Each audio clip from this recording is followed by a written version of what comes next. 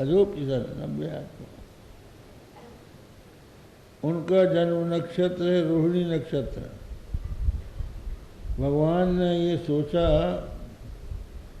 वसुदेव जी की 2 मुख्य पत्नियां हैं, रोहिणी और यशोदा।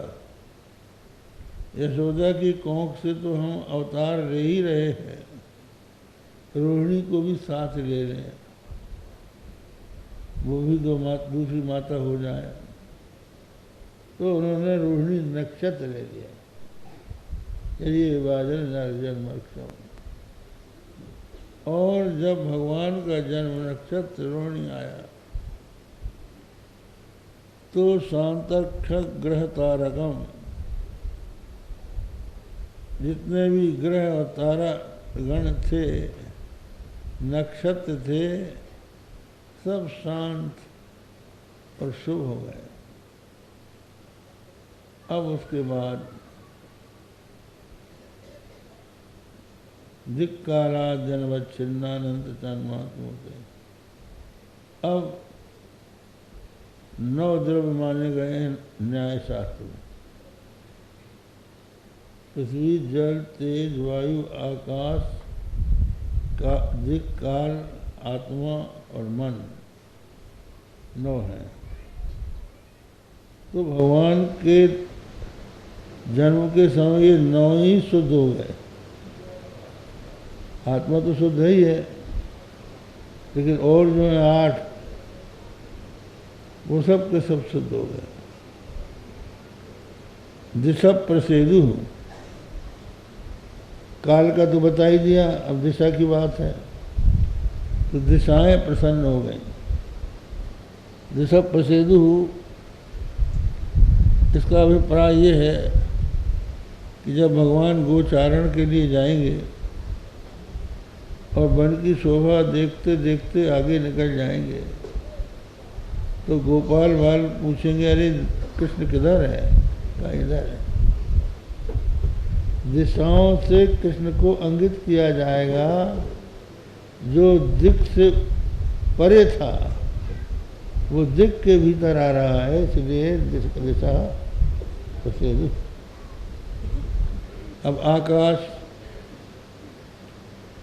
दिशा प्रसेदुर गगनम निर्मलोडुगणोदयम, आकाश निर्मल हो गया, तारे छिटक गए। मानो आकाश ने सोचा प्रभु का आगमन हो रहा है। जैसे किसी भक्त के घर में भगवान जाते हों, आ रहे हों, तो वो अपना आंगन लीप कर स्वच्छ बनाकर फूल बिखेर देता है। उसी तरह मानो आकाश ने अपने निर्मल हृदय रूपी प्रांगण में तारागण के फूल बिखरा दिए। तारागण जो छिटक गए, मानो आकाश ने अपने हृदय रूपी आंगन में फूल बिखेर दिए कि प्रभु आइए, आकाश की शुद्धि हो गई। बभौ वायु सुख स्पर्शा पुण्य गंधवः शुचि, आकाश की शुद्धि हो गई। अब वायु जो है तीव्रता से नहीं चल रहा है, शीतल मंद सुरभिमय बाहु। भगवान राम के अवतार के समय भी शीतल मंद सुगंध पवन चलता था। शीतल, मंद और सुगंध। आजकल देखिए जोरों की गर्मी पड़ रही है, आज तो थोड़ा पानी बरसा है। ऐसी गर्मी पड़ने लगी कि पंखा की भी हवा गर्म हो गई। आकाश के बाद वायु, वायु के बाद अग्नि। अग्नय सद्विजाति नाम शांता तत्समिंधत, जो जाति थे, ब्राह्मण थे, क्षत्रिय थे, वैश्य थे, वे अग्निहोत्री थे। उनके यहाँ प्रतिदिन अग्निहोत्र होता था अग्निहोत्र होम अग्निहोत्री को प्रत्याहारः अग्निहोत्र होमम कुर्यात्। प्रतिदिन अग्निहोत्र करना चाहिए। लेकिन पापी कंस ने कहा खबरदार, हवन हवन नहीं होना चाहिए। द्विज भोजन मख होम सराधा, जहाँ जहाँ जहाँ करो तुम बाधा। ये जो राक्षस होते हैं, दैत्य होते हैं, इन लोगों को चिढ़ होती है कि कहीं हवन हो, कहीं ब्राह्मण भोजन हो, श्राद्ध हो, शुभ आचरण उनको अच्छे ही नहीं लगता। अगर कोई करता भी है तो वो जाकर वहाँ पर बाधा डाल देते। तो ब्राह्मणों के घरों की अग्नियाँ ठंडी पड़ गई थी, उसके डर से होम नहीं हो पाता था। परंतु आज प्रभु आ रहे हैं समिंधत, अग्नियाँ प्रज्वलित हो गई, प्रकट हो गई। उन्होंने सोचा कि अब कोई चिंता की बात नहीं है, अब हमको ठंडी नहीं होना है। क्या करेगा राक्षस, क्या करेगा कंस?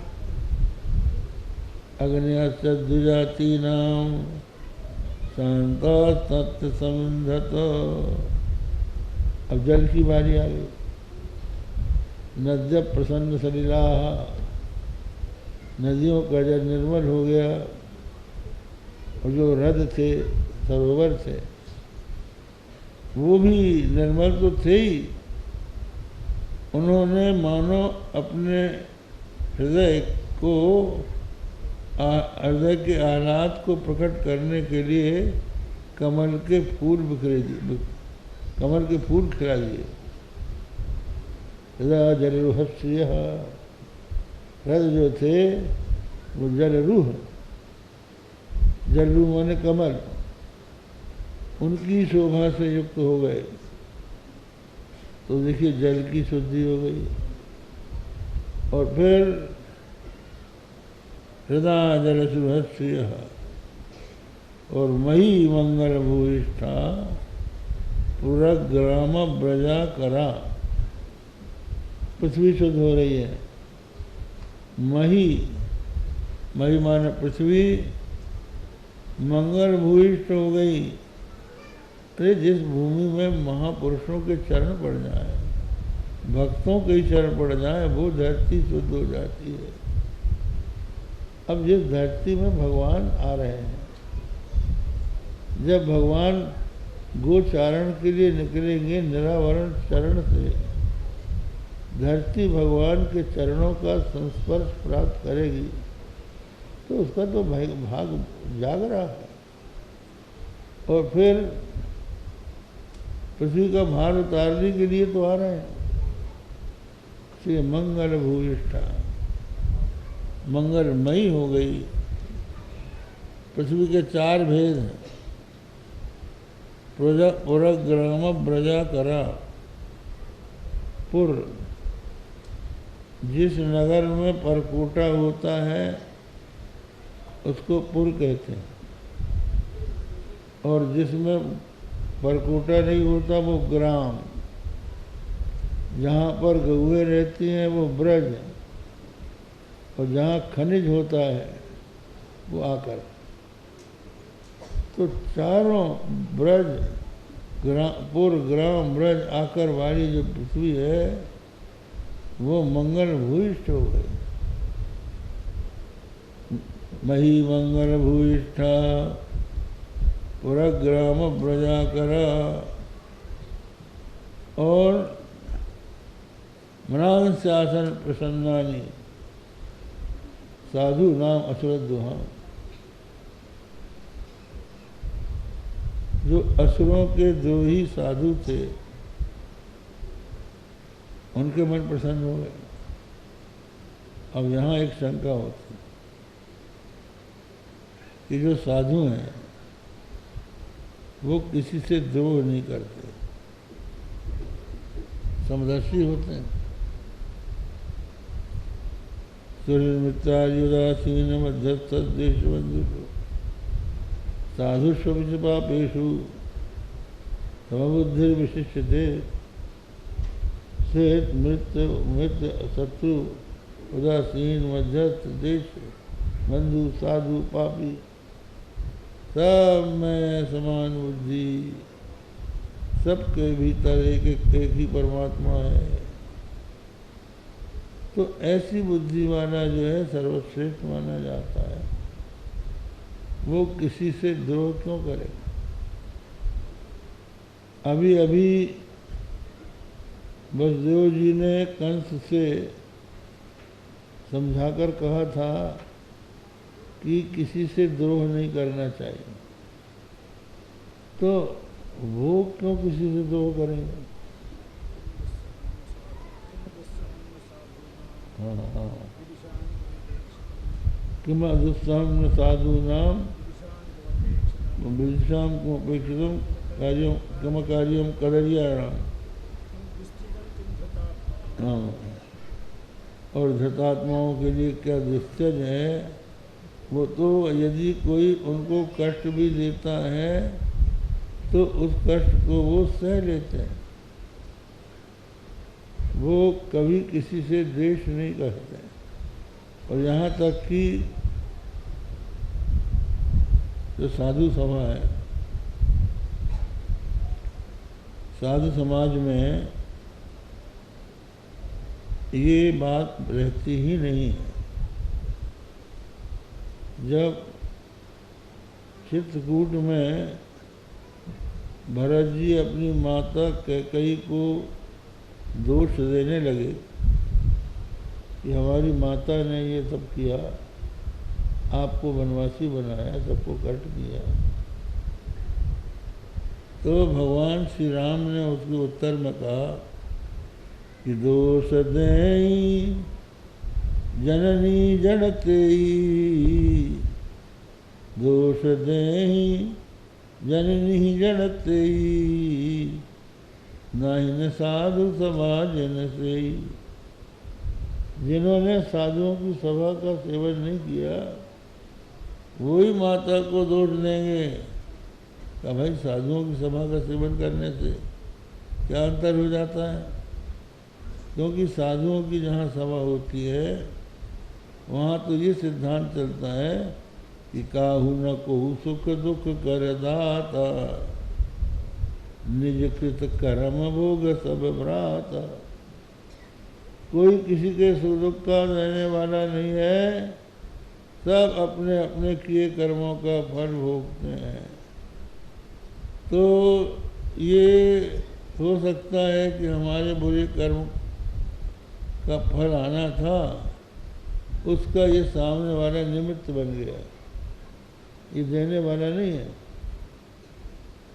अब जैसे समझिए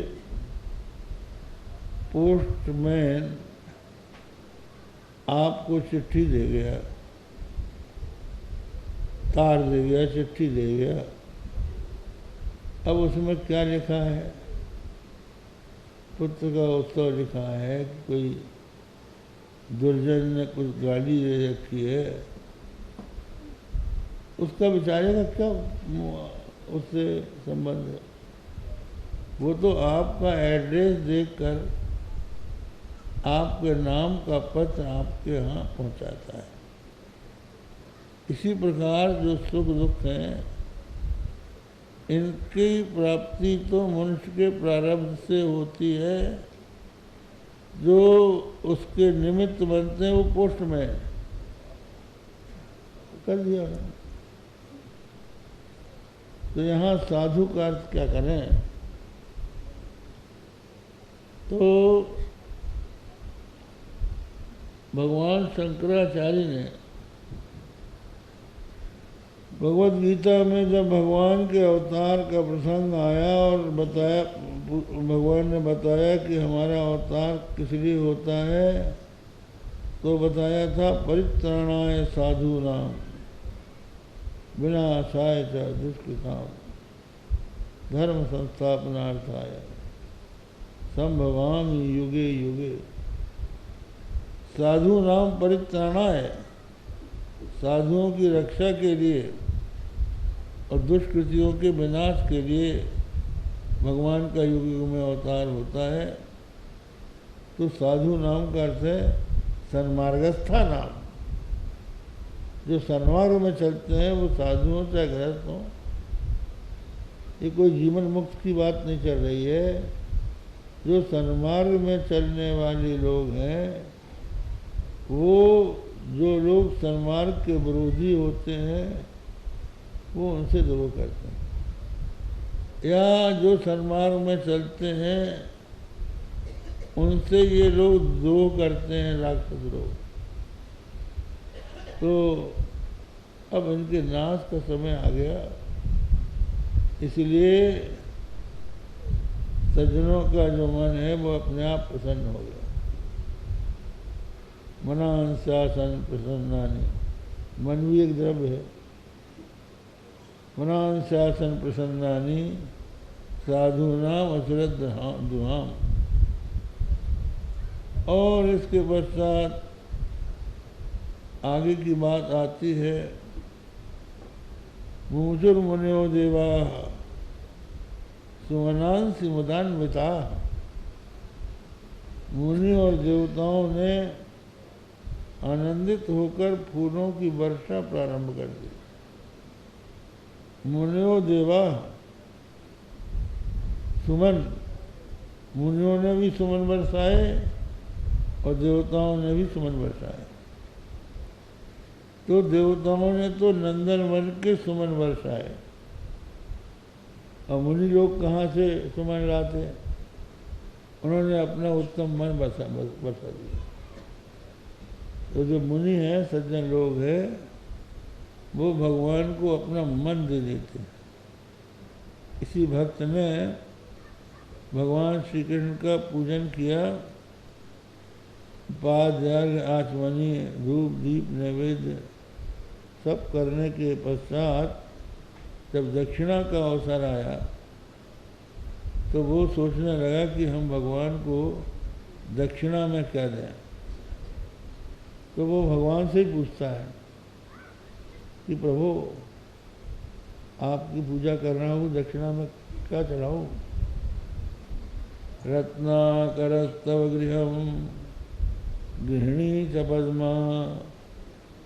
रत्न चढ़ाऊँ तो रत्नाकर समुद्र आपका घर है, और यदि मुद्रा, संपत्ति, धन चढ़ाऊँ तो अनंत ब्रह्मांडों की ऐश्वर्या धिष्ठात्री लक्ष्मी आपकी घरवाली है। उसके रहते आपके यहाँ धन की क्या कमी है? रत्नाकरस्तव गृहम गृहिणी च पद्मा किंदेयमस्ति भवते। आप महाराज क्या दें हम आपको? और फिर कोई भी वस्तु अगर जगत की हम देते हैं वो तो आप ही की है। जगदीश्वर है, जगत के आप ईश्वर हो।